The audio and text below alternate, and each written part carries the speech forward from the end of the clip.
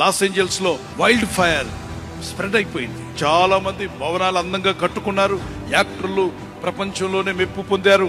కానీ అగ్నికీలలకు దేవుని కాపుదల లేకపోతే ఏముంది చెప్పండి? పేకమేడలా కాలిపోయేగా. పెద్ద పెద్ద భవనాలు కూలిపోయాయి.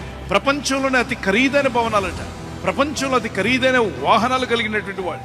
కానీ కార్లు కాలిపోయి, ఇళ్ళు కాలిపోయి బూడిదైపోతుండగా కంటితో చూడడం తప్ప ఏమీ చేయలేకపోయారు. జనవరి 5న వాళ్ళు ఒక ఫంక్షన్ పెట్టుకున్నారు.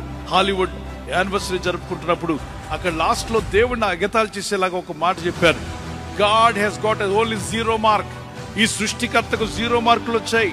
పక్క ఈకిలించారు, సకిలించారు, నవ్వారు. నవ్విన రెండో రోజే ఈ మంట అంటుకుంది. మరి దేవుడు పెట్టలా మంట, మా సహజంగా ఎవడో పెట్టాడు, అది అంటుకుంది. దేవుని కాపుదలు ఉంటే గాలి ఆగుండేది, ఆ నిప్పును ఆర్పేసేవాడు. దేవుని బిడ్డలారా, ఎవరితో ఆటలాడినా దేవునితో ఆటలాడకండి, దేవునితో పెట్టుకోవద్దు. మోసపోకుడి, దేవుడు వెక్కిరింపబడు. మనుషుడు ఏమి విత్తును ఆ పంటనే కోయను. యెహోవా పట్టణమును కాపాడనేళ్ళ కావలి కాయవారు ప్రయాసము వ్యర్థమే.